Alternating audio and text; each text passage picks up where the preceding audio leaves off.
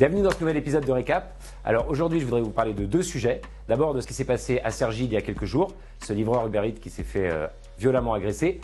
C'est pas la première fois qu'un livreur Uber Eats se fait traiter d'esclave ou se fait violemment agresser ces dernières semaines.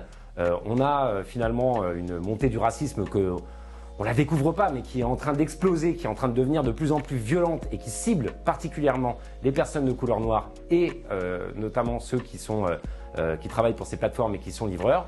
Donc moi je voudrais d'abord revenir sur comment l'histoire s'est déroulée et comment on a pu en prendre connaissance.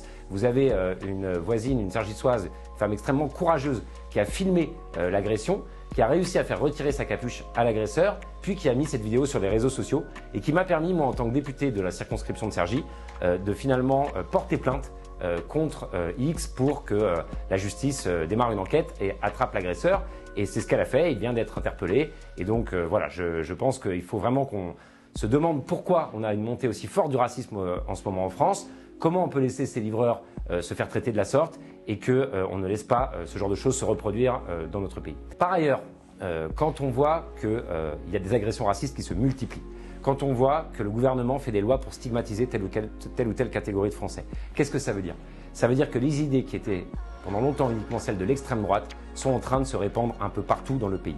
Et le 12 juin prochain, nous organiserons avec de très nombreuses organisations syndicales, associatives, politiques, une grande manifestation, une grande marche pour nos libertés et contre le racisme et contre les idées d'extrême droite. Donc évidemment, je vous invite à participer à cette manifestation et aussi je veux vous inviter à venir regarder une émission que j'organiserai le 11 juin qui sera le deuxième numéro de Ça part en live et qui reviendra sur cette question des libertés et de la manifestation du 12 juin parce que c'est extrêmement important qu'on soit tous mobilisés.